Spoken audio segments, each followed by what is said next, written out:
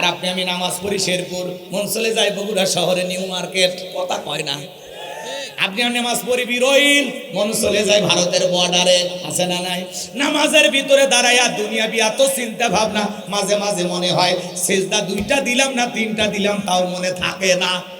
মাঝে মাঝে নামাজের ভিতরে দুনিয়াবি এত চিন্তা ভাবনা, দুনিয়াবি এত কথা, মাঝে মাঝে মনে হয় নামাজ 2 রাকাত পড়লাম না 3 রাকাত পড়লাম, তাও ভুলে যাই, আছে না নাই?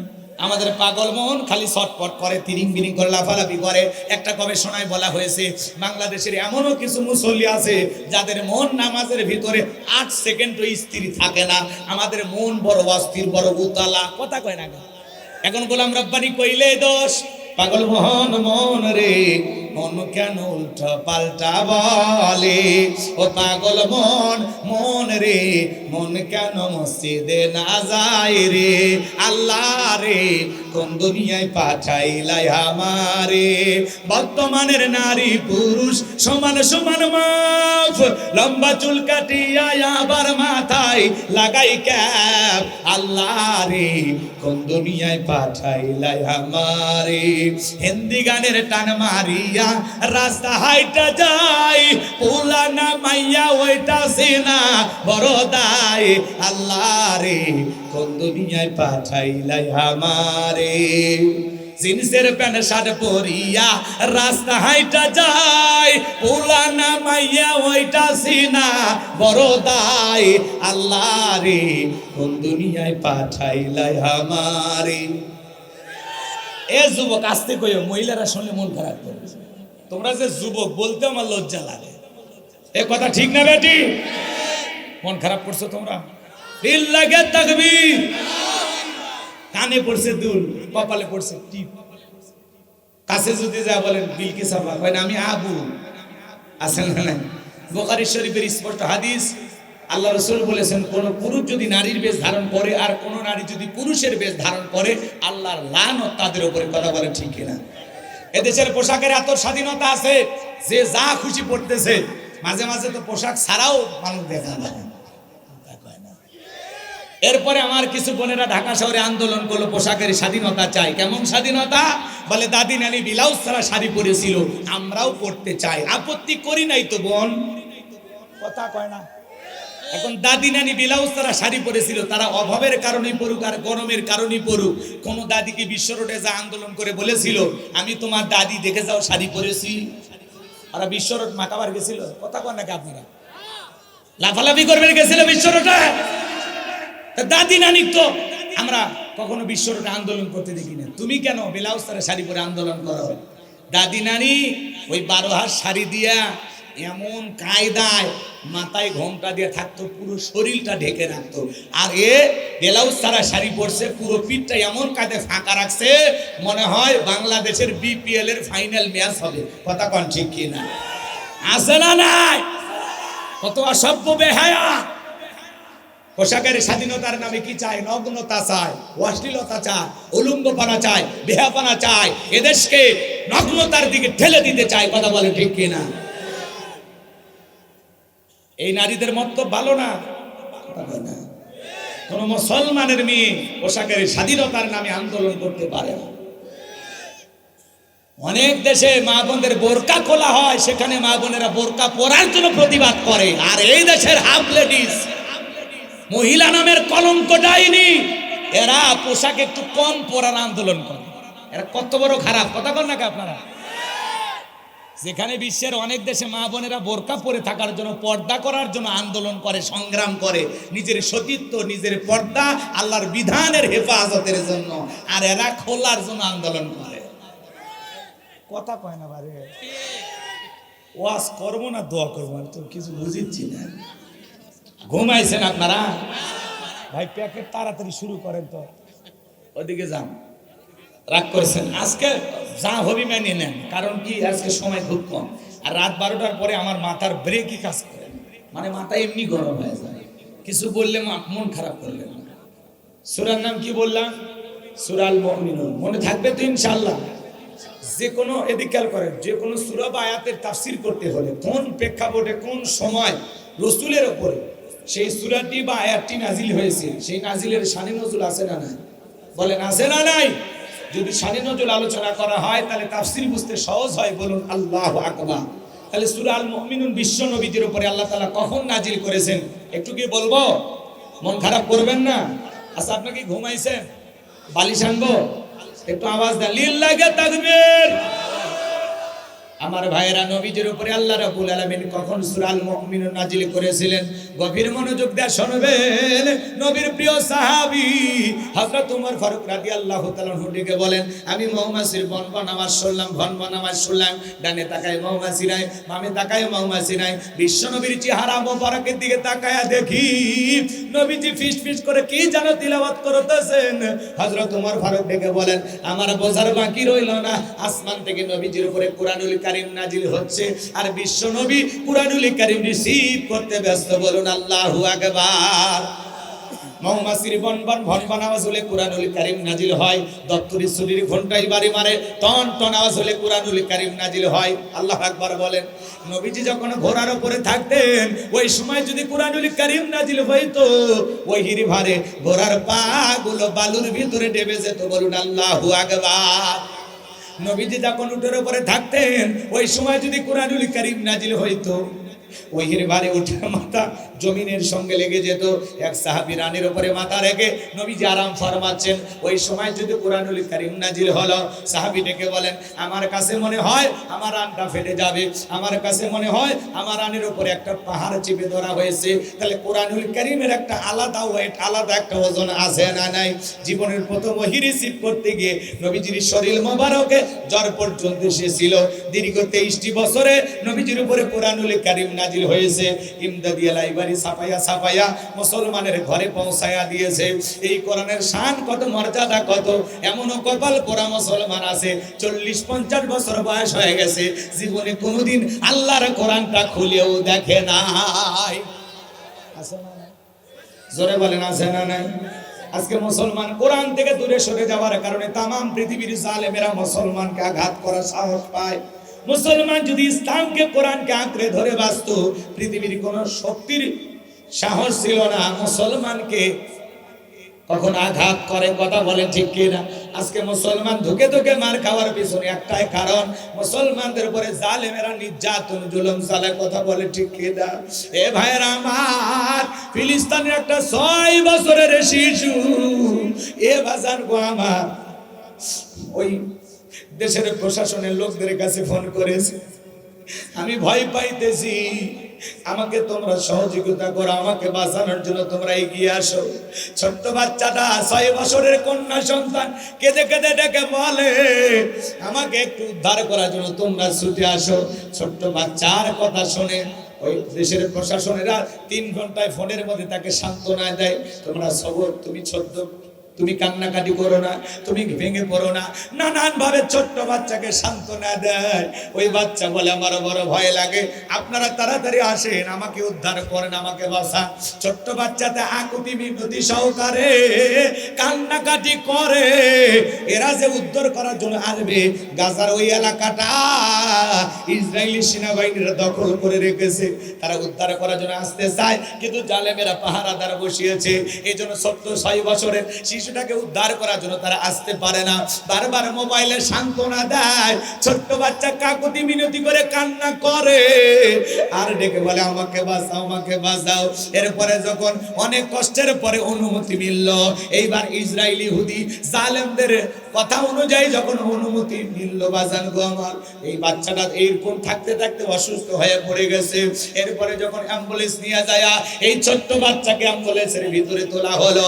ওই ইসরায়েলি ইহুদি জালেমেরা যেই অ্যাম্বুলেন্সে এই 6 বছরের ছোট্ট কলিজার টুকরা কন্যা সন্তানকে তোলা হয়েছে, ওইটা টার্গেট করে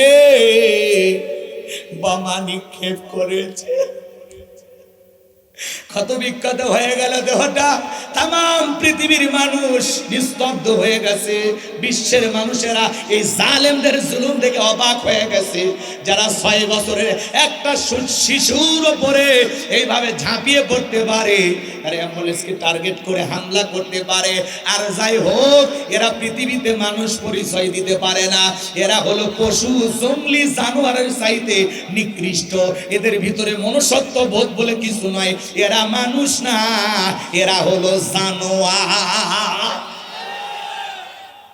6 বছরের ছোট্ট শিশুটার আকুতি বিনতি কান্না করে বলতেছে, আমার বাসা, আমার বড় ভয় করে, আমার পাশে মা নাই, বাবা নাই, কেউ নাই, আপনারা আমাকে উদ্ধার করেন, সহযোগিতা করেন। মানুষ যখন উদ্ধার করতে গেল অ্যাম্বুলেন্সে, যখন তো বাচ্চাটাকে তোলা হলো ঠিকই, কিন্তু তাকে বাঁচানো গেল না। জালেমেরা অ্যাম্বুলেন্সে পর্যন্ত হামলা করে 6 বছরের এই ছোট্ট শিশুকে বিদায় করে দিয়েছে। কথা বলে ঠিক কিনা? এই জন্য তামাম পৃথিবীর জালেম বেঈমানরা ঐক্যবদ্ধ হয়েছে ইসলাম আর মুসলমানকে বিদায় করে দেওয়ার জন্য। কথা বলে ঠিক কিনা? আজকে যারা ফিলিস্তিনের জমিনে ছোট্ট ছোট্ট 6 বছরের শিশুর রক্ত ঝরাইয়া যারা এইভাবে একটা ছোট্ট বাচ্চার করুণ আর্তনাদ তোমাদের কানে গেল না? যারা এই জুলুম করেছে, অত্যাচার করেছে, মনে রাখবা, আজ হোক কাল হোক, ওই জালেমেরা যতই জুলুম করুক না কেন, ওই জালেমদের পরিণতি নমরুদ ফিরাউনের চাইতেও খারাপ হবে। কথা বলেন ঠিক না? জালেমদের জুলুম যত বাড়বে, মুসলমানদের বিজয় তত নিকটে। কথা বলেন ঠিক কিনা?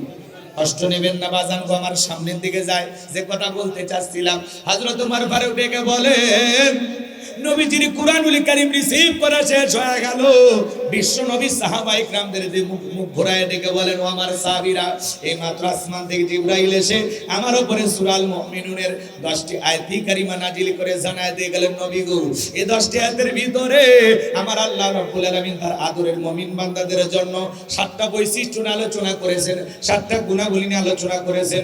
কোন মুমিন যদি এই 7টা গুণে গুণান্বিত হতে পারে, 7টা গুণ দিয়ে তার জীবনটাকে ঢেলে সাজাইতে পারে, আমার আল্লাহ রাব্বুল আলামিন বলেন, উলাইকা হুমুল ওয়ারিসুন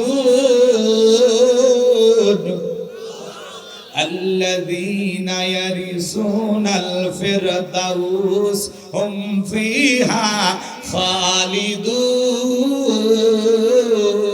খালিদুন। আমার আল্লাহ রাব্বুল আলামিন বলেন, তারা উত্তরাধিকারী হবেন জান্নাতুল ফিরদাউসের, সেখানে তারা চিরকাল বসবাস করবেন। আল্লাহ কোনোদিন জান্নাত থেকে বের করে দেবেন না। কথা বলুন ঠিক কিনা? আমার ভাইরা গভীর মনোযোগ দিয়ে শুনেন, আমার আল্লাহ রাব্বুল আলামিন জানায় দিলেন, তাদেরকে আমি আল্লাহ রাব্বুল আলামিন জান্নাতুল ফিরদাউসের উত্তরাধিকারী বানায় দেব। তারা জান্নাতের ফিরদাউসের ভিতরে বসবাস করবে, আল্লাহ কোনোদিন জান্নাত থেকে তাদেরকে বের করে দেবেন না। আপনাদের টার্গেট না জান্নাত না জাহান্নাম?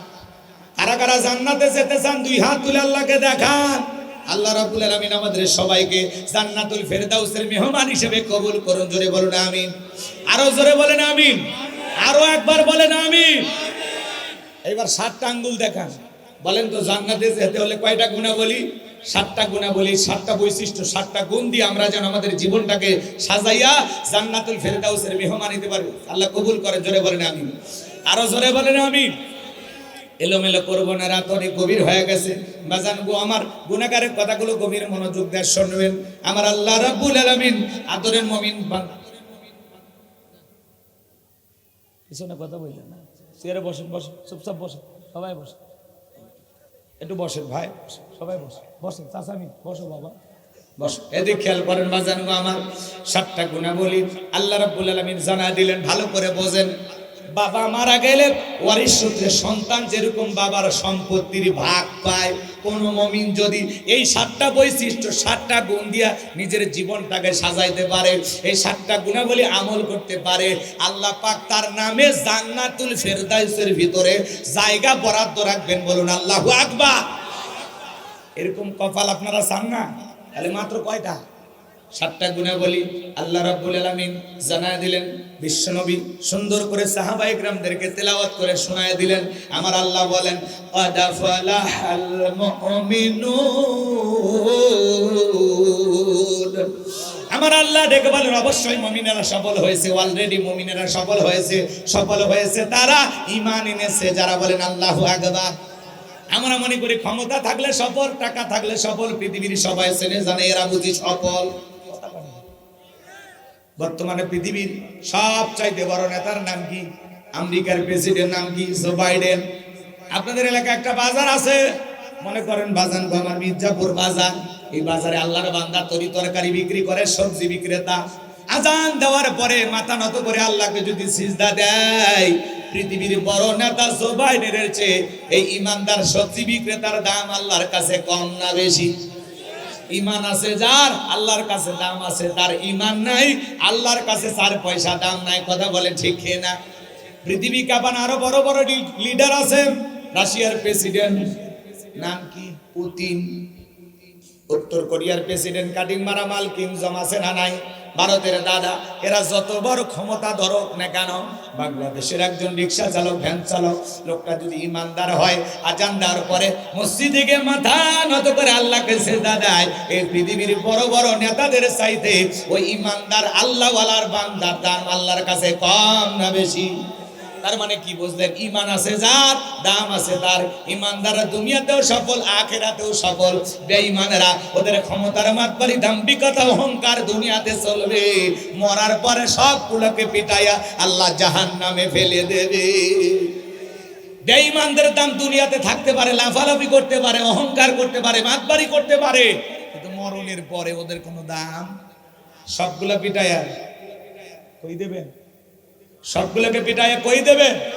জাহান্নামে। আর ইমানদারেরা দুনিয়াতে সফল, আখিরাতে সফল। ইমানদাররা এদিকে খেয়াল করেন, ভালো করে বোঝেন। ইমান আছে যার, আল্লাহর কাছে দাম আছে তার। ইমান নাই, টাকা থাকলেও দাম নাই, ক্ষমতা থাকলেও দাম নাই, পৃথিবীর সবাই চেনে জানে সুপারস্টার, নায়ক, গায়ক হইয়াও দাম নাই। কথা কয় না? যুবক তোমরা মন খারাপ করছো ময় না? একটু অপেক্ষা করো, সামনের দিকে যাই। যে কথা বলতে চাচ্ছিলাম, গভীর মনোযোগ দিয়ে কথাগুলো বোঝার চেষ্টা করবেন। আমার আল্লাহ রাব্বুল আলামিন বলেন, ক্বাদ আফলাহাল মুমিনুন, অবশ্যই মুমিনেরা সফল হয়েছে। অলরেডি মুমিনেরা সফল হয়েছে। সফল হয়েছে তারা, ঈমান এনেছে যারা। চেহারা কালো হোক, ফর্সা হোক, লম্বা হন, খাটো হন, ধনী হন, গরিব হন, নেতা হন আর জনগণ হন, তাতে কোনো সমস্যা নাই। আপনার ঈমান আছে, আল্লাহর কাছে আপনার দাম আছে। ঈমান নাই, আল্লাহর কাছে আপনার 4 পয়সাও দাম নাই। তাহলে সহজ কথাই বলি, ঈমান এনেছে যারা, সফল হয়েছে তারা। বলতে পারবেন না? বলেন ঈমান এনেছে যারা, বলেন বলেন ঈমান এনেছে যারা, সফল হয়েছে তারা। আল্লাহ কবুল করে, জোরে বলেন আমিন। বাজান গো আমার, গভীর মনোযোগ দিয়ে শুনবেন। ছোট্ট একটা প্রশ্ন আপনাদের করি। একটা অমুসলিম, ভালো করে বুঝবেন, জোহরের নামাজের পূর্বে ঈমান গ্রহণ করেছে, ওই ব্যক্তির উপরে জোহরের নামাজ পড়া কি? আরেকটু জোরে বলেন। এই যে আপনারা চমৎকার বোঝেন, একজন অমুসলিম যদি জোহরের নামাজের পূর্বে ঈমান গ্রহণ করে, ওই ব্যক্তির উপরে জোহরের নামাজ পড়া ফরজ। কথা বলে ঠিক কি না? তাহলে মুমিনদের 7টা বৈশিষ্ট্য, 7টা গুণাবলী নিয়ে আল্লাহ তাআলা আলোচনা করলেন।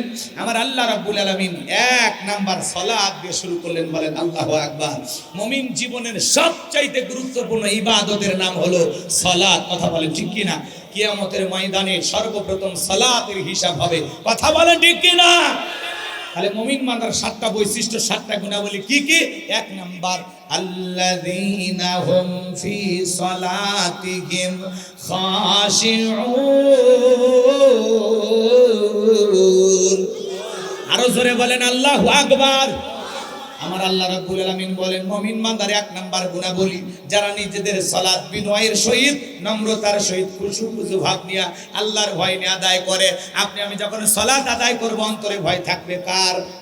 তাফসীর ইবনে কাসির থেকে বলছি বাজান গো আমার, তাফসীরি কারকে আয়াতের ব্যাখ্যায় লিখেছেন, আপনি আমি যখন নামাজের মধ্যে দাঁড়িয়ে যাব, অন্তরের ভিতরে সুচিন্তা, দুশ্চিন্তা, বিবির কথা, সংসারের কথা, ব্যবসা বাণিজ্যের কথা, দুনিয়াবি রাজনীতির কথা, দুনিয়াবি সব চিন্তা ভাবনা মসজিদের বাইরে রেখে টেনশন মুক্ত হৃদয় নিয়ে আল্লাহ রাব্বুল আলামিনকে সিজদা দেওয়ার জন্য মসজিদে যাওয়ার দরকার আছে না নাই? তাহলে আপনি আমি যখন মসজিদের ভিতরে প্রবেশ করব, দুনিয়াবি সব চিন্তা ভাবনা মসজিদের বাইরে রেখে টেনশন মুক্ত হৃদয় নিয়ে আপনি আমি মসজিদে ঢুকবো। আপনি আমি যখন সালাত আদায় করার জন্য মসজিদে দাঁড়িয়ে যাব, অন্তরে ভয় থাকতে হবে কার? ইয়া আইয়ুহাল্লাযীনা আমানুত্তাকুল্লাহ, হে ঈমানদারগণ আমি আল্লাহকে ভয় করো। হাক্কা তুকাতিহি, ভয় করার মতো ভয় করো। বলুন আল্লাহু আকবার। ভালো করে কথাগুলো বোঝার চেষ্টা করবেন বাজার গো আমার, গভীর মনোযোগ দিয়ে শুনবেন কিভাবে সালাত আদায় করবেন। বিশ্বনবী কিভাবে সালাত আদায় করতেন জানেন? আম্মা জান আয়েশা ডেকে বলেন, নবীজি নামাজের ভিতরে এত লম্বা সময় ধরে দাঁড়িয়ে থাকতেন, পা মুবারক ফুলে উঠতো। বলেন আল্লাহু আকবার।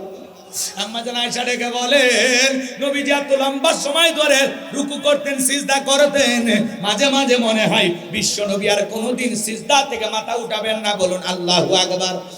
সাহাবা ইকরাম যখন মরুভূমিতে সালাত আদায় করার জন্য দাঁড়িয়ে যেতেন, ওই মরুভূমির পাখিগুলো খেজুর গাছ মনে করে সাহাবীদের কাঁধের উপরে মাথার উপরে বসে থাকতো। বিশ্ব নবীর সাহাবীরা সালাতে এত মনোযোগ, কাঁধে পাখি পরে থাকে, মাথায় পাখি পরে থাকে, তারপরেও তারা টের পাইতো না। বলেন আল্লাহু আকবার। আর আপনি আমি একটা মশা পড়লে আগে মশা মারে তারপরে নামাজ ধরে, আসুন না নাই। হযরতে তালহা রাদিয়াল্লাহু তাআলা সালাত আদায় করতেছেন, জঙ্গল থেকে সাপ এসে তার সন্তানটাকে বেঁচিয়ে ধরেছেন। স্ত্রী মানুষজনকে ডাকলেন, ছেলেটাকে বিপদ মুক্ত করলেন। হযরতে তালহা নামাজ শেষে জিজ্ঞাসা করে বিবিরে, বাড়িতে এত মানুষজন, ব্যাপারটা বুঝতে পারলাম না। ডেকে বলে, স্বামী গো, আপনি যখন নামাজের মধ্যে দাঁড়িয়ে গেছেন, জঙ্গল থেকে সাপ এসে সন্তানটাকে বেঁচিয়ে ধরেছিল, আমি মানুষজনকে ডাকলাম, ছেলেটাকে বিপদ মুক্ত করলাম, এত ঘটনা আপনার চোখের সামনে ঘটে গেল, আপনি কি কিছুই বলতে পারেন নাই? হযরতে তালহা বলে, বিবি রে, নামাজের মধ্যে মন যদি এদিক সেদিক চলে যায়, তাহলে নামাজ তো আর নামাজ থাকে না। আল্লাহু আকবার। সাহাবা ইকরামদের নামাজের মনোযোগ কত গভীর দেখছে। আর আপনি আমি নামাজ পড়ি শেরপুর, মন চলে যায় বগুড়া শহরে, নিউ মার্কেট, কথা কয় না। আপনি নামাজ পড়ি বিরইল, মন চলে যায় ভারতের বর্ডারে, আছে না নাই? নামাজের ভিতরে দাঁড়াইয়া দুনিয়াবি এত চিন্তা ভাবনা, মাঝে মাঝে মনে হয় সিজদা 2টা দিলাম না 3টা দিলাম, তাও মনে থাকে না। মাঝে মাঝে নামাজের ভিতরে দুনিয়াবি এত চিন্তা ভাবনা, দুনিয়াবি এত কথা, মাঝে মাঝে মনে হয় নামাজ 2 রাকাত পড়লাম না 3 রাকাত পড়লাম, তাও ভুলে যায়, আছে না নাই? আমাদের পাগল মন খালি ছটপট করে, তিরিং বিরিং করে, লাফালাফি করে। একটা গবেষণায় বলা হয়েছে, বাংলাদেশের এমনও কিছু মুসল্লি আছে যাদের মন নামাজের ভিতরে 8 সেকেন্ডও স্থির থাকে না। আমাদের মন বড় অস্থির, বড় উতালা, কথা কয় না। এখন গোলাম রব্বানি কইলে দোষ, পাগল মোহন মন রে, মন কেন উল্টা পাল্টা বলে? ও পাগল মন রে, মন কেন মসজিদে না যায় রে? আল্লাহ রে, কোন দুনিয়ায় পাঠাইলাই আমারে? বর্তমানের নারী পুরুষ সমান সমান মাপ, লম্বা চুল কাটিয়া আবার মাথায় লাগাই ক্যাপ। আল্লাহ রে, কোন দুনিয়ায় পাঠাইলাই আমারে? হিন্দি গানের টান মারিয়া রাস্তা হাইটা যাই, পুলানা মাইয়া ওইটা সিনা বড় দায়। আল্লাহ রে, কোন দুনিয়ায় পাঠাইলাই আমারে? জিন্সের প্যান্ট শার্ট পরিয়া রাস্তা হাইটা যাই, পুলানা মাইয়া ওইটা সিনা বড় দায়। আল্লাহ রে, কোন দুনিয়ায় পাঠাইলাই আমারে? এ যুবক, আসতে কইও, মহিলারা শুনলে মন খারাপ করবে। তোমরা যে যুবক, বলতে আমার লজ্জা লাগে। এ কথা ঠিক না বেটি? মন খারাপ করছো তোমরা? দিল লাগে তাকবীর। কানে পড়ছে দুল, কপালে পড়ছে টিপ। কাছে যদি যা বলেন বিলকিস আপা, কয় না আমি আবু, আছেন না নাই? বুখারী শরীফের স্পষ্ট হাদিস, আল্লাহ রাসূল বলেছেন, কোন পুরুষ যদি নারীর বেশ ধারণ করে আর কোন নারী যদি পুরুষের বেশ ধারণ করে, আল্লাহর লানত তাদের উপরে। কথা বলেন ঠিক কিনা? এদেশের পোশাকের এত স্বাধীনতা আছে, যে যা খুশি পড়তেছে। মাঝে মাঝে তো পোশাক ছাড়াও মানুষ দেখা যায়। এরপরে আমার কিছু বোনেরা ঢাকা শহরে আন্দোলন করলো, পোশাকের স্বাধীনতা চাই। কেমন স্বাধীনতা? বলে দাদি নানি ব্লাউজ ছাড়া শাড়ি পরেছিল, আমরাও পড়তে চাই। আপত্তি করি নাই তো বোন, কথা কয় না। এখন দাদি নানি ব্লাউজ ছাড়া শাড়ি পরেছিল, তারা অভাবের কারণেই পড়ুক আর গরমের কারণেই পড়ুক। কোন দাদিকে বিশ্ব রোডে যা আন্দোলন করে বলেছিল, আমি তোমার দাদি দেখে যাও শাড়ি পরেছি? আর বিশ্ব রোড মাকাবার গেছিল? কথা কয় নাকি আপনারা? লাফালাফি করবেন গেছিল বিশ্ব রোডে? দাদি নানি তো আমরা কখনো বিশ্ব রোডে আন্দোলন করতে দেখি না। তুমি কেন ব্লাউজ ছাড়া শাড়ি পরে আন্দোলন করো? দাদি নানি ওই 12 হাত শাড়ি দিয়া এমন কায়দায় মাথায় ঘোমটা দিয়ে থাকতো, পুরো শরীরটা ঢেকে রাখতো। আর এ ব্লাউজ ছাড়া শাড়ি পরছে, পুরো পিঠটা এমন কায়দায় ফাঁকা রাখছে, মনে হয় বাংলাদেশের বিপিএল এর ফাইনাল ম্যাচ হবে। কথা কোন ঠিক কিনা? আছে না নাই? কত অসভ্য বেহায়া, পোশাকের স্বাধীনতার নামে কি চায়? নগ্নতা চায়, অশ্লীলতা চায়, উলঙ্গপনা চায়, বেহাপনা চায়, এদেশকে নগ্নতার দিকে ঠেলে দিতে চায়। কথা বলে ঠিক কিনা? এই নারীদের মতলব ভালো না? কোন মুসলমানের মেয়ে পোশাকের স্বাধীনতার নামে আন্দোলন করতে পারে না। অনেক দেশে মা বোনদের বোরকা খোলা হয়, সেখানে মা বোনেরা বোরকা পরার জন্য প্রতিবাদ করে। আর এই দেশের হাফ লেডিস, মহিলা নামের কলঙ্ক ডাইনি, এরা পোশাক একটু কম পরার আন্দোলন করে। এরা কত বড় খারাপ! কথা বল নাকি আপনারা? যেখানে বিশ্বের অনেক দেশে মা বোনেরা বোরকা পরে থাকার জন্য, পর্দা করার জন্য আন্দোলন করে, সংগ্রাম করে, নিজের সতীত্ব, নিজের পর্দা, আল্লাহর বিধানের হেফাজতের জন্য, আর এরা খোলার জন্য আন্দোলন করে। কথা কয় না বারে, ওয়াজ করবো না দোয়া করবো, আমি তো কিছু বুঝিচ্ছি না। ঘুমাইছেন আপনারা? ভাই প্যাকেট তাড়াতাড়ি শুরু করেন তো, ওদিকে যান। রাগ করেছেন? আজকে যা হবি মেনে নেন, কারণ কি আজকে সময় খুব কম। আর রাত 12টার পরে আমার মাথার ব্রেকই কাজ করে, মানে মাথা এমনি গরম হয়ে যায়, কিছু বললে মন খারাপ করলেন। রাগ করছেন আপনারা? ছোট ভাই মনে করে মাফ করে দেবেন। চলেন সামনের দিকে। বাজান গো, আমার যে কথা বলতে চাচ্ছিলাম, গভীর মনোযোগ দিয়ে শুনবেন, কথাগুলো বুঝবেন। যে সমস্ত মা বোনেরা পোশাকের স্বাধীনতার আন্দোলন করে, এদেরকে আমরা অনুরোধের ভাষায় বলি, গুগলে সার্চ দাও, যে দেশে পোশাক ছাড়া মানুষ বসবাস করে, ওই দেশে পাসপোর্ট ভিসা লাগায় চলে যাও। তোমাদের মতো বেহায়াপনা নারীর জন্য এদেশের রাস্তার কুকুরও কাঁদবে না। কথা বলেন ঠিক কিনা? বরং তোমরা যদি দেশ থেকে যাও, এদেশের আবর্জনা, ময়লা সাফ হবে।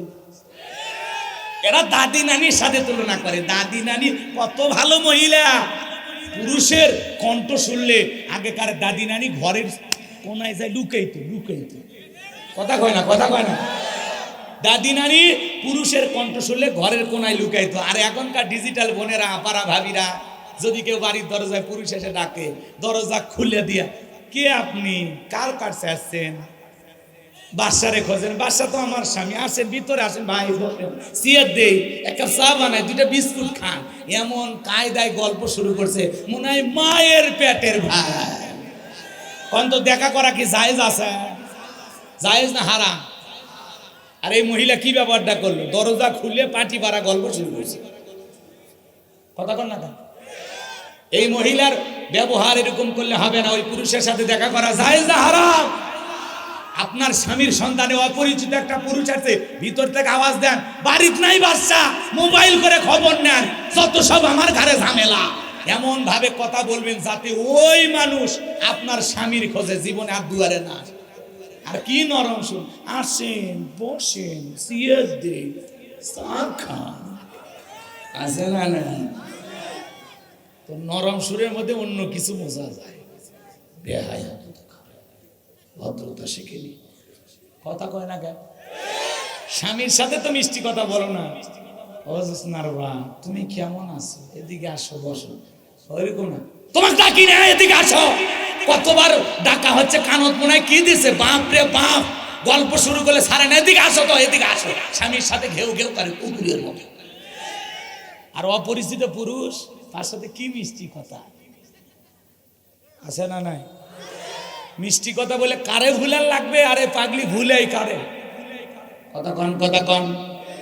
তবে বগুড়ার মা বোনেরা ভালো, এরা ভালো, এরা সব জান্নাত থেকে পালিয়ে আসছে। মাজান গমার সামনের দিকে যায়, লম্বা হবে, লম্বা করা যাবে না। তাহলে নামাজের ভিতরে দাঁড়ায় আমাদের মন খালি ছটফট করে, দুনিয়াবি নানান চিন্তা ভাবনা মনে হয়। এজন্য মাঝে মাঝে নামাজ আমরা ভুলে কি করি না করি নিজেরাও জানি না। কথা কন ঠিক কিনা? এক চাচা মিয়া এত তাড়াহুড়া করে ওযু করছে, এক ঠ্যাং না ধুয়ে মসজিদের ভিতরে ঢুকেছে। তাই সালাম মসজিদ পিছলে খায়া, চাচা একদিক লুঙ্গি একদিক, তাও বলে আল্লাহু আকবার। মানুষ বলে চাচা লুঙ্গি খুলে গেছে, আগে লুঙ্গি ঠিক করেন, কয় আগে জামাত ধরি। এরকম তাড়াহুড়া করা চাচা আছে না নাই? কিছু কিছু মুরব্বী চাচা নামাজের মধ্যে দাঁড়াইয়া এদিক ওদিক তাকায়, দাড়ি চুলকায়, লুঙ্গি ঠিক করে, মাথার টুপি ঠিক করে, বয়স হয়ে গেছে, তারপরে নামাজের নিয়মগুলো সঠিকভাবে বোঝে না, জানে না। আছে না নাই? তাদের এলাকায় নাই মনে হয়? আল্লাহ আমাদের সঠিকভাবে আল্লাহর ভয়ে সালাত আদায় করার তৌফিক দান করুন। কিভাবে সালাত আদায় করব জানেন? আপনি আমি যখন সালাতে দাঁড়িয়ে যাব, নামাজ আদায় করব, আর মনে মনে খেয়াল করব আমি নামাজ আদায় করতেছি, আমার আল্লাহ আমাকে দেখতেছেন। কথা বলেন ঠিক কিনা? আপনি আমি জোহরের সালাত আদায় করব, মনে মনে খেয়াল করব এই জোহরের নামাজ আমার জীবনের শেষ নামাজ। আজকে রাতের 10টার দিকে একজন ফাঁসির আসামিকে যদি বলা হয় রাত 12টায় তোমার ফাঁসি, লোকটা যদি ইমানদার হয়, সে যদি নামাজের মধ্যে দাঁড়িয়ে যায়, বাজানো গো আমার, ওই নামাজ হবে জীবনের সবচেয়ে ভালো নামাজ। ফাঁসির আসামি যেমন জীবনের শেষ মনে করে 2 রাকাত নামাজ পড়ে, জোহর পড়েন, আসর পড়েন, মাগরিব পড়েন, এশা পড়েন আর ফজর পড়েন, প্রত্যেকটা ওয়াক্ত নামাজ আদায় করতে হবে আর মনে মনে খেয়াল করতে হবে এই আসরের নামাজ আমার জীবনের শেষ নামাজ। আমি মাগরিব পর্যন্ত দুনিয়ার জমিনে নাও জীবিত থাকতে পারি, তাহলে আল্লাহর ভয়ে 5 ওয়াক্ত সালাত মসজিদে গিয়ে কারা কারা আদায় করবেন 2 হাত তুলে আমার আল্লাহকে একবার দেখান। আল্লাহ সবাইকে 5 ওয়াক্ত নামাজি বানায় দেন। জোরে বলেন আমিন, আরো জোরে বলেন।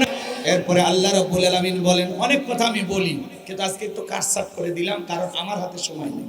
আপনারা তো বিষয়টা বোঝেনি নাকি গো? এখানে আমি আরো আধা ঘন্টা কথা নামাজ নিয়ে বিভিন্ন ভাবে বলি, দু একটা ঘটনাও বলি, কিন্তু আজকে আমি এদিক সেদিক যাব না, কারণ এটুকুতেই মেনে নেন। ঠিক আছে তো ইনশাআল্লাহ?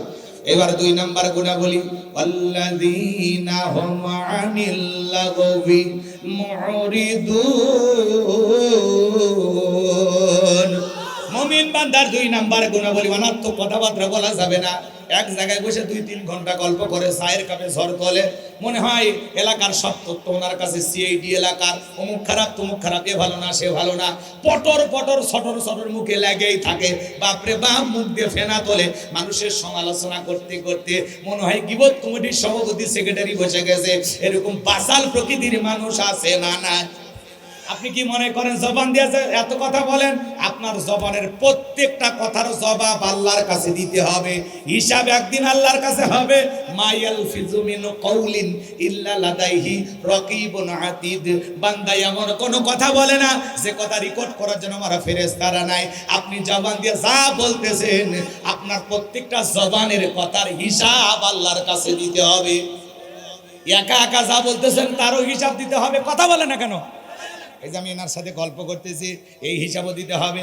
উনি নাই, আমি একা একা বলতেছি, এই হিসাবও দেওয়া লাগবে। কথা বলে, এই যে আমি মুখ নাড়ায় কিছুতে একটা বলছি, এই হিসাব আল্লাহর কাছে দিতে হবে। আবার আমি মুখ নাড়াইলাম না, ঠোঁটটা বন্ধ, মনে মনে আমি যা বললাম, আমি যেটা বলি ওনাকে শোনায় শোনায় আল্লাহ ওইটাও শোনে। এমনি ঠোঁট নাড়ায় যেটা বলি ওইটাও আল্লাহ শোনে। আবার যেটা কল্পনাতে ধারণ করে বলি আমার আল্লাহ ওইটাও শোনে। তাহলে কি এত গল্পকে আপনার মুখ দিয়ে এত কথা কি কেন আসে? চুপ করেন। চুপ থাকাও নাজাতের লক্ষণ। মাংসমাতা নাজা, চুপ থাকাও নাজাতের লক্ষণ। আপনি যত কথা কম বলবেন তত হিসাব কম হবে। কথা কোন ঠিক কিনা? মুমিন বান্দা অনার্থক কথা বলবেন, আজে বাজে গল্প করার সময় মুমিনের হাতে নাই। মুমিন জবান দিয়ে সে কথা বলবে যে কথা বলে সব হয়। মুমিন বান্দা প্রয়োজন যতটুকু কথা বলবে ততটুকু, প্রয়োজনের অতিরিক্ত কথা বলা থেকে বিরত থাকবেন। থাকবেন তো ইনশাআল্লাহ? আল্লাহ কবুল করেন, জোরে বলেন আমিন। মুমিন বান্দার 2 নাম্বার গুনাহ বলি, মুমিনের টাকা হলে মুমিন অনার্থক কাজ করবে না। মুমিনের টাকা হলে মুমিন সিনেমা হল বানাবে না, যাত্রা গানের আয়োজন করবে না, গানের কনসার্ট দেবে না, মদের বার দেবে না, সিনেমা হল বানাবে না, 7 স্টার 5 স্টার হোটেল খুলবে না। মুমিনের টাকা হলে মুমিন মসজিদ বানাবে, মাদ্রাসা বানাবে, ঈদগাহ মাঠ বানাবে, কবরস্থান বানাবে, রাস্তার মধ্যে ফলের গাছ লাগায়া দেবে, পুকুরের ঘাট বানায় দিবে। আমাদের সমাজে পুকুর আছে, কাঁটা তারের বেড়া দিয়ে লেখে রাখে তালুকদার সাহেবের ভিআইপি পুকুর, জনসাধারণের প্রবেশ নিষেধ, কুকুর হইতে সাবধান। পুকুরের বড়াই গরম আছে না নাই? জোরে বলেন আছে না নাই? মন খারাপ করেছেন মনে হয়? তাহলে মুমিন তার টাকা ভালো ভালো কাজে ব্যয় করবে, ভালো ভালো অর্থেতে, ভালো ভালো দুনিয়াবি কাজে তার অর্থটাকে ব্যয় করবে। ইসলামের উন্নয়নে, সমাজের উন্নয়নে, মানবতার উন্নয়নে তার এই সম্পদে টাকা পয়সা ব্যয় করবে। কথা বলেন ঠিক কি না? ভালো করে বোঝার চেষ্টা করবেন। হে যুবক, মুমিন বান্দার 2 নাম্বার গুনাহ বলি, অনার্থক কথাবার্তা এই কান দিয়ে শ্রবণ করা যাবে না। এই কান আল্লাহ অশ্লীল গান শোনার জন্য দেয় নাই।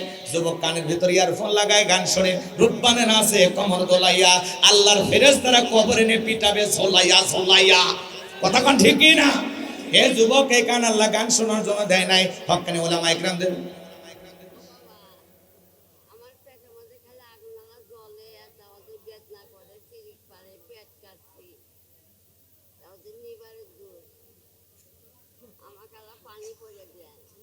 আচ্ছা পরে দেব,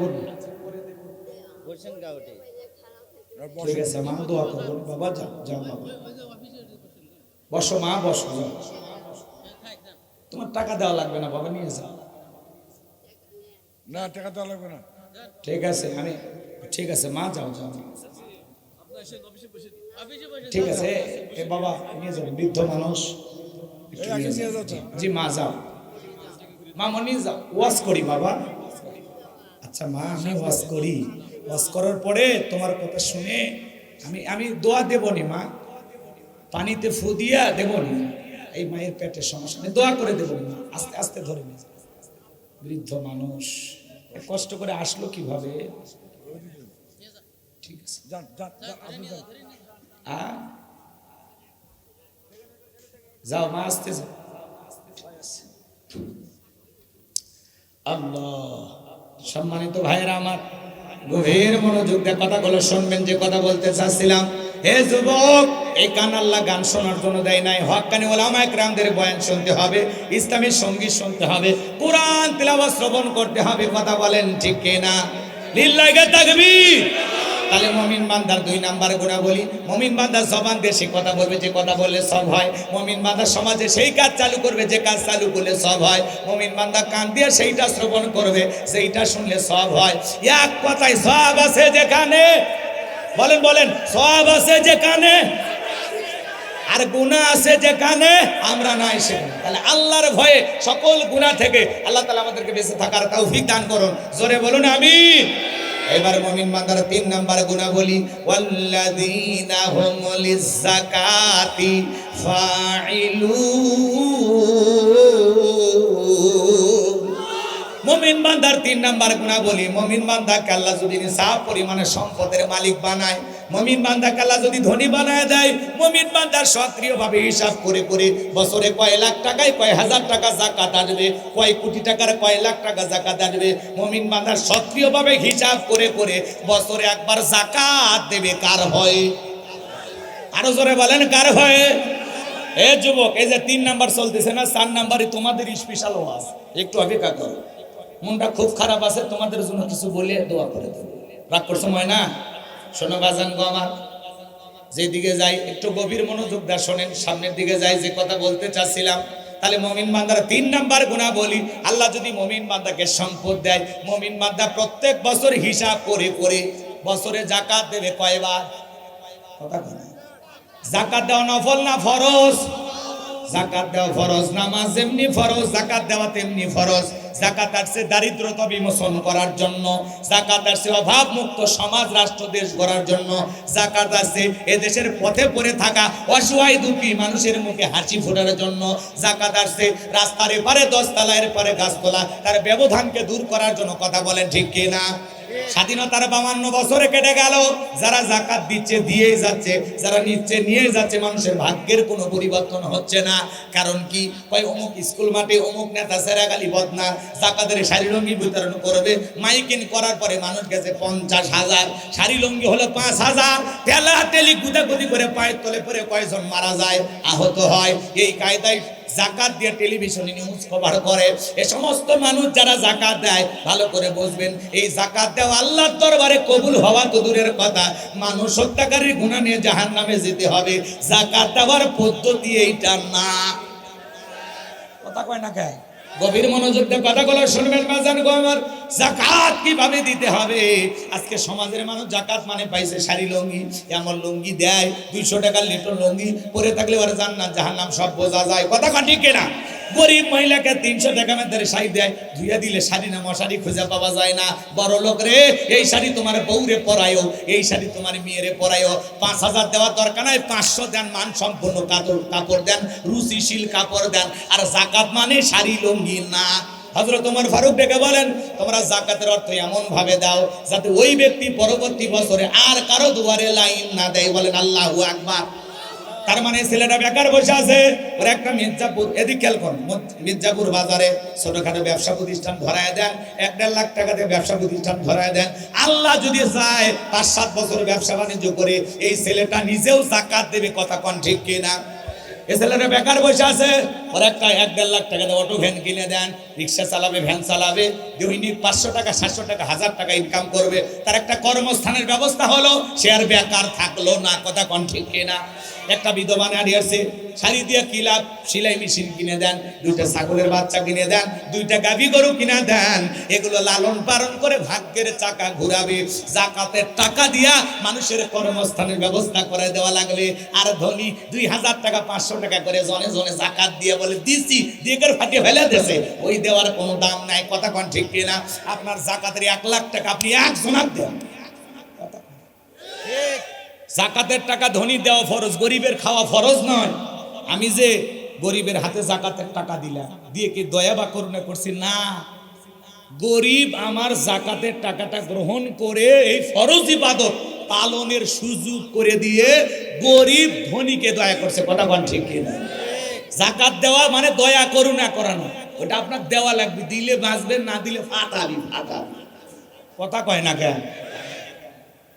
এদিক খেয়াল করেন, সামনের দিকে যাই, লম্বা হবে, লম্বা করবো না, সংক্ষিপ্ত করে বলে দেওয়া যায় বা জানবো আমার এদেশের অর্থনীতি যাকাত ভিত্তিক না সুদ ভিত্তিক? আরো আসতে কোন, ওরা শুনলে মন খারাপ করবি। ডক্টর ইউনূসের ভক্ত আছে, হোসনে আরার ভক্ত আছে নাকি? আপনার কথা কন না কেন? এই যে আশা ভরসা গা বিভিন্ন ধরনের এনজিও আছে না নাই? এ সমাজে আছে না না?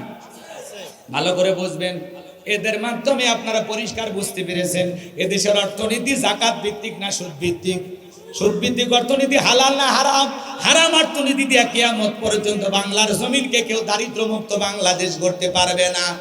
যারা মুখে মুখে স্লোগান দেয় আমরা দারিদ্র মুক্ত বাংলাদেশ গড়ার লক্ষ্যে কাজ করতেছি, তাদেরকে অনুরোধের ভাষায় বলবো, এটা যদি আপনার মুখের কথা হয়, অন্তরের কথা হয়, তাহলে এই দেশে দারিদ্র মুক্ত বাংলাদেশ করতে পারবেন তখন যাকাত ভিত্তিক অর্থনীতি চালু করবেন যখন।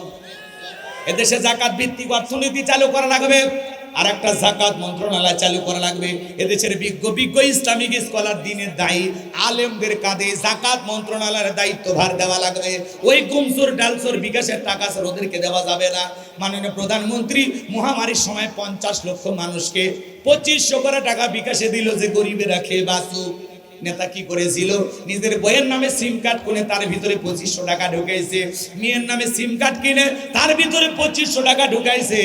যে নেতা 2500 টাকা লোভ সামলাইতে পারে না, যাকাতের বিপুল পরিমাণে অর্থ দিলে সব টাকা বিদেশে পাচার করবে। এজন্য সালসুর গুমসুর ডালসুর ওদেরকে দেয়া যাবে না। বোঝেন নাই কথা? বোঝেন নাই? আলেমদের কাছে দায়িত্ব দেওয়া লাগবে, কারণ যাকাত এটা একটা কোরআন সুন্নাহর জটিল একটা বিষয়। কথা বলেন, খুবই গুরুত্বপূর্ণ একটা বিষয়, যেটা জাহেল মূর্খদের মাথায় ঢুকবে না। কথা বলেন, যাকাতের 8টা খাত আছে, ওলামা ইকরাম গবেষণা করবে এই খাতের ভিতরে কোন কোন ব্যক্তি পড়ে। কথা কয় না কেন? যাকাতের 8টা খাত তারা তালাশ করে সমস্ত ধনীদের কাছ থেকে যাকাত আদায় করা লাগবে। এদেশের অধিকাংশ ধনী মানুষ হিসাব করে যাকাত দেয় না। উনি ধনী মানুষ, যাকাত আছে 1 কোটি টাকা, কোনো মতে 5-10 লাখ টাকা যাকাত দিয়া নিজের যাকাত নিজেই মারিয়া খায়, আছে না নাই? উনি ধনী মানুষ, যাকাত আছে 10 লাখ টাকা, কোনো মতে 2-3 লাখ টাকা যাকাত দিয়া নিজের যাকাত নিজেই মারিয়া খায়। অধিকাংশ ধনী হিসাব করে যাকাত দেয় না। এদেশের সব ধনীরা যদি হিসাব নিকাশ করে যাকাত দিত, অন্তত অনেক আগেই এ দেশ দারিদ্র মুক্ত হতো। কথা বলেন ঠিক কিনা? কিন্তু ধনী যাকাত দেবে না, ধনীর কাছ থেকে যাকাত আদায় করা লাগবে। কি করা লাগবে? একটা জরিপ করা হয়েছে, 10 বছরে যদি যাকাত সঠিকভাবে আদায় করা হয় আর সঠিক ব্যক্তিদের তালিকা করে বন্টন করা হয়, 10 বছর পরে বাংলাদেশে একজন গরিব যাকাত নেওয়ার জন্য খুঁজে পাওয়া যাবে না। বলেন আল্লাহু আকবার। ভালো করে বোঝার চেষ্টা করবেন। তাহলে ধনী যাকাত দেয় না, যাকাত কি করা লাগবে? আল্লাহ নবী মুসা আলাইহিস সালামের নাম আপনারা শুনেছেন। 2 মিনিটে ছোট্ট একটা কথা বলে দিয়ে যায়। আল্লাহ নবী মুসা আলাইহিস সালাম কারণ কে যা বলে, কারণ তোমারে যাকাত দিতে হবে। আল্লাহর পয়গম্বর ডেকে বলে, তোমাকে যাকাত দিতে হবে। কারণ ডেকে বলেন আমি যাকাত দিতে পারবো না। আল্লাহ নবী মুসা আলাইহিস সালামের রাগ কম না বেশি? যে নবী রেগে গেলে মাথার টুপি ভেদ করে চুলগুলো খাড়া হয়ে যায়। আল্লাহু আকবার বলেন। সেই পয়গাম্বার যখন বলে যাকাত না দিলে যাকাত আদায় করা হবে, আল্লাহু আকবার বলেন। চোখে মুখে তাকায়া কারণের ভয় লাগছে, বলে ঠিক আছে যাকাত দিব। কত? পয়গাম্বার ডেকে বলে 2.5% যাকাত দিতে হবে। এইবার কারণ বলে আমাকে একটু সময় দেন। আল্লাহর পয়গাম্বার বলে ঠিক আছে সময় দিলাম। এই কথা বলে পয়গাম্বার চলে গেলেন। কারণ এইবার হিসাব নিকাশ করা শুরু করে দিল বাজান। এই কারণকে আল্লাহ তাআলা এত সম্পদ দিয়েছিল, 70টা উট লাগতো চাবি বহন করতে। চাবি যদি এত হয় তালা কত, আর তালা যদি এত হয় সিন্ধুকে মাল কত, ছোট মাথায় ধরবে না। এইবার কারণ হিসাব নিকাশ করে দেখে যেই পরিমাণে যাকাতের অর্থ এসেছে, কয়েক হাজার কর্মচারী দিয়া দিনের পর দিন রাতের পর যদি যাকাত দেওয়া হয়, রাতের পর রাত যাকাত দেওয়া হয়, এরপরে যাকাতের টাকা দিয়ে ফুরানো যাবে না। এমনি তো কৃপণ, পায়ে স্যান্ডেল দেয় না ক্ষয় যাবে বলে, গায়ে জামা পরে না ছিঁড়ে যাবে বলে, সেই কৃপণ কি এত টাকা যাকাত দিতে পারে? এইবার কারণ হিসাব নিকাশ করে টেনশনে পড়ে গেল যে এই পরিমাণে যাকাত তো আমার পক্ষে দেওয়া সম্ভব নয়। এলাকার তো 2 নম্বর মহিলা ছিল, নাম হলো সবদা। এই সবদা নামের পতিতার কাছে যা বলে, সবদারে আমার একটা উপকার করা লাগবে, বিনিময়ে তোরে 2 বস্তা টাকা দেব। অ্যাডভান্স হিসাবে 1 বস্তা টাকা আজকে দিয়ে দিলাম, আর আগামীকালকে সাক্ষী দেওয়ার পরে আর 1 বস্তা টাকা দেব। বিনিময়ে আল্লাহর নবী মুসা আলাইহিস সালাম যে মসজিদে দাঁড়াইয়া আল্লাহর পথে মানুষকে দাওয়াত দেবে, ওই ভরা মসজিদে আল্লাহর নবী মুসা আলাইহিস সালামের সামনে দাঁড়াইয়া একটা কথা শুধু বলবি, মুসা নবী দিনের বেলা ওয়াজ করে আর রাতের বেলায় আমি সবদার সাথে রাত কাটাই। যথেষ্ট, এতটুকু কথা বললেই হবে, বাকি যা করার আমি করব। সবটা যেহেতু 2 নম্বর মহিলা রাজি হয়ে গেল। পরের দিন সকালবেলা আল্লাহর পয়গাম্বার মুসা আলাইহিস সালাম হাজার হাজার জনতার সামনে ওয়াজ করে, সুন্দর করে পয়গাম্বার দাওয়াত দেয়। বাজান গো আমার, পয়গাম্বারের আলোচনা শোনার পর সবদার পাষাণ হৃদয় গইলা চোখ দিয়া পানি ঝরতেছে। বলেন আল্লাহু আকবার। কারণ ডেকে বলে সবটা তাড়াতাড়ি দাঁড়া, বলেন আর একটু শুনে, বলে না শুনতে দেওয়া যাবে না। 2 জন লোক পাঠিয়ে দেওয়া হলো, সবটাকে তাড়াতাড়ি দাঁড়ি করায় দাও। ওরা এসে বলে নেতা গতকালকে 1 বস্তা টাকা দিয়েছে, আর 1 বস্তা টাকা রেডি আছে, সাক্ষীটা দিয়া টাকার বস্তাটা নিয়ে বাড়িতে চলে যাও। সবটা বলে আর একটু শুনি, বলে না শুনতে দেওয়া যাবে না। এইবার বাজান গো আমার, ভালো করে গভীর মনোযোগ দিয়ে শুনবেন গুনাহগারের কথাগুলো। এইবার সবটাকে জোর করে দাঁড় করায় দেওয়া হলো যখন, কারণ লাভ মেরে দাঁড়ায় বলে মুসা ওয়াজ বন্ধ কর। তাকায় দেখ 2 নাম্বার মহিলা দাঁড়াইছে। আজও সমাজে যখন সুদের কথা বলবেন, ঘুষের কথা বলবেন, কোরআনের কথা বলবেন, আল্লাহর আইনের কথা বলবেন, কোরআনের সমাজ কায়েম করার কথা বলবেন, এক শ্রেণীর মানুষ ডাইরেক্ট বলে হুজুর আপনার ওয়াজ বন্ধ করেন, আপনার ওয়াজ লাইন ছাড়া। হুজুরের ওয়াজ লাইন ছাড়া না, তোমার জীবন লাইন ছাড়া, আর তুমি একটা তার সেরা কথা বলেন, ঠিক কিনা? আজকেও আলেমদের কথা বলতে বাধা দেয় যারা, এই সমাজের ডিজিটাল কারণ তারা কথা বলেন, ঠিক কিনা? আমাদের আফসোস লাগে ওই জায়গায় বাংলার জমিনে বাণিজ্য মেলার নামে রাত 12টার পরে নর্তকীর গায়ে একটা সুতার কাপড় থাকে না, ওখানে 144 জারি করা হয় না। যারা বাংলার জমিনে তাফসীর মাহফিলে ওয়াজ মাহফিলে 144 জারি করে কোরআনের মাহফিল বন্ধ করে দেয়, আমার বিশ্বাস এ কোনোদিন মুসলমান হতে পারে না। কথা বলেন না কেন? কোরআন বন্ধ করা স্বভাব মুসলমানে নাই, স্বভাব কাফেরদের। ওয়াকালাল্লাযীনা কাফারু লা তাসমাউ লিহাযাল কুরআন ওয়ালগাউ ফীহি লাআল্লাকুম তাগলিবুন। সূরা হামিমা সিজদার 26 নম্বর আয়াত আল্লাহ রাব্বুল আলামিন জানায়া দিলেন, ওয়াকালাল্লাযীনা কাফারু, কাফেরদের স্লোগান হলো, কাফেররা বলল লা তাসমাউ লিহাযাল কুরআন, কোরআন শ্রবণ করো না। যেখানে নবী কোরআনের আলোচনা করে, কোরআন তেলাওয়াত করে, মানুষকে দাওয়াত দেয়, ওই জায়গায় হট্টগোল সৃষ্টি করো, তালি বাজাও, শীষ দাও, যেভাবে হোক কোরআনের কথাগুলো বন্ধ করে দাও। যদি কোরআন বন্ধ করতে পারো, আমরা কাফেররা বিজয় লাভ করব। আবু জেহেল ষড়যন্ত্র করেছিল, উতবা সাইবা ষড়যন্ত্র করেছিল, কোরআন বন্ধ করার ওরা চেষ্টা করেছিল। 1450 বছর আগে আবু জেহেল পারে নাই। আজও পৃথিবীতে যারা কোরআন বন্ধ করার ষড়যন্ত্র করে, এরাও পারবে না। ইসলামকে থামিয়ে দিতে আসবে যারা, আল্লাহ তাদের জীবনকেই থামিয়ে দেবেন। কথা বলেন ঠিক কিনা? গভীর মনোযোগ দিয়ে কথাগুলো শুনবেন বাজান গো আমার, সামনের দিকে যাই। এইবার কারণ ডেকে বলে মুসা রে তাকায় দেখো 2 নাম্বার মহিলা দাঁড়াইছে। পয়গাম্বার কি জানে কোনটা 2 নাম্বার কোনটা 1 নাম্বার? রতনে রতন সেনে। কথা কয় না, বোঝেন নাই মনে হয়? কথা মনে হয় বোঝেন না? ভালো করে বুঝবেন। এইবার কারণ ডেকে বলে সবদা তোমার যা বলার তুমি বলো, আমি তোমার সাথে আছি। সবদা ডেকে বলে আমি যেহেতু দাঁড়িয়েছি বলার জন্য আমাকে বলতে দেন, আপনি বসেন। এই কথা বলে কারণকে বসিয়ে দেওয়ার পর সবদা দাঁড়িয়ে বলে ও জনগণ শোনো দি, এমন আমি জীবনে কোনোদিন মুসা নবীকে দেখি নাই। আজকে মুসা নবীর আলোচনা শোনার পর আমার পাষাণ হৃদয় গইলা গেছে। আমি মনে মনে সিদ্ধান্ত নিয়েছি আর খারাপ কাজ করব না, অশ্লীল কাজ করব না। আমি তওবা করে ঈমান গ্রহণ করব। নবীদের আলোচনা শুনে একটা প্রতিটা ভালো হয়ে যায়, আলেমদের আলোচনা শুনে অনেক সময় বেনামাজি নামাজি হয়ে যায়।